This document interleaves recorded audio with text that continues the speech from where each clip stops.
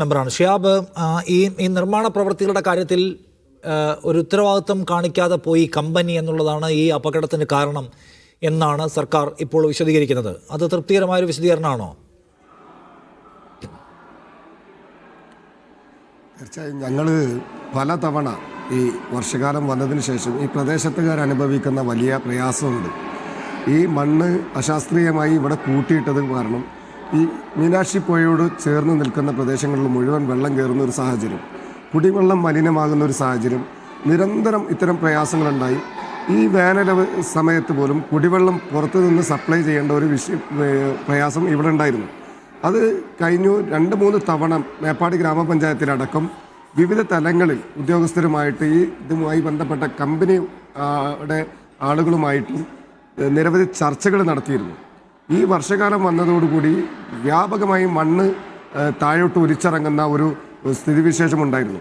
അതുകൊണ്ടാണ് കഴിഞ്ഞ ദിവസങ്ങളിൽ വർക്ക് നിർത്തിവെക്കണമെന്നുള്ള ആവശ്യം വ്യാപകമായിട്ട് ഉയർന്നത്.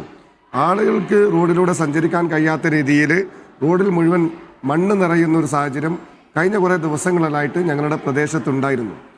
അപ്പോൾ ഏതൊക്കെ തരത്തിൽ ഇവരോട് ആവശ്യപ്പെട്ടാലും പല ഘട്ടങ്ങളിലും നിരുത്തരവാദിത്തപരമായിട്ടാണ് ഈ കമ്പനിയുടെ ആളുകൾ പെരുമാറിയിരുന്നത്. ഓക്കെ, ഞാൻ കേൾക്കുന്നുണ്ട്. ഞങ്ങളെ സംബന്ധിച്ച് ഇന്നിപ്പോൾ വലിയൊരു പ്രതിസന്ധി ഞങ്ങൾ നേരിട്ടുകൊണ്ടിരിക്കുകയാണ്. ഇപ്പോൾ ഈ സമയമായി ഞങ്ങൾക്ക് റോഡ് കണക്ടിവിറ്റി ഈ സമയം വരെ ഞങ്ങൾക്ക് റെഡിയാക്കാൻ കഴിഞ്ഞിട്ടില്ല. രാവിലെ 10 മണിക്ക് മുമ്പ് ഉണ്ടായ ഒരു ദുരന്തമാണ്. ഇതിനപ്പുറത്തേക്ക് ഏതാണ്ട് 800-ലധികം കുടുംബങ്ങൾ താമസിക്കുന്നുണ്ട്. ഈ കുടുംബങ്ങളിലെ ആളുകൾ മുഴുവൻ അപ്പുറത്തും ഇപ്പുറത്തുള്ള ആളുകൾ ഇപ്പുറത്തും ഒറ്റപ്പെട്ട് നിൽക്കുന്ന ഒരു സാഹചര്യം. ഈ ആളുകളെ ഇപ്പുറത്തേക്ക് എത്തിക്കാനുള്ള ഒരു റോഡ് സൗകര്യം ഉറപ്പുവരുത്തണമെങ്കിൽ ഈ രാത്രി ഇനി അതിന് സാധിക്കുമെന്ന് ഞങ്ങൾക്ക് തോന്നുന്നില്ല. ഇപ്പോൾ നിരവധിയായ ആളുകൾ, രോഗികളും മറ്റ് പ്രയാസങ്ങളൊക്കെ അനുഭവിക്കുന്ന ആളുകളാണ് അപ്പുറത്ത് നിൽക്കുന്നത്. ഇവിടെ ഇത്തരത്തിലുള്ളൊരു പ്രൊജക്റ്റ് നടപ്പിലാക്കുമ്പോൾ ഞങ്ങൾ തുടക്കം മുതലേ ഇവരോട് ആവശ്യപ്പെട്ടത് ആ ഘട്ടത്തിൽ നീക്കുന്ന മണ്ണുകൾ അവിടെ ഡംപ് ചെയ്ത് വെക്കാതെ മറ്റെവിടേക്കെങ്കിലും മാറ്റാനുള്ള സംവിധാനം, അത് വർഷകാലമാവുന്നത് വരെ അവരങ്ങനെ പതുക്കെ അവരുടെ പ്രവർത്തനങ്ങൾ മുന്നോട്ട് പോയി. വർഷകാലത്തെ ഈ മണ്ണ് മുഴുവൻ റോഡിലേക്ക് വരുന്ന ഒരു സാഹചര്യം തൊട്ടടുത്തുള്ള ഇനി ഇതിനേക്കാൾ ഗൗരവമേറിയ വിഷയം, ഈ റോഡിൻ്റെ സൈഡിൽ ഈ ടണൽ നിർമ്മിക്കുന്ന തൊട്ടടുത്തുള്ള റോഡിൻ്റെ അരികിലായിട്ട് ഈ വലിയ രീതിയിൽ മണ്ണ് ഡംപ് ചെയ്തിട്ടുണ്ട്.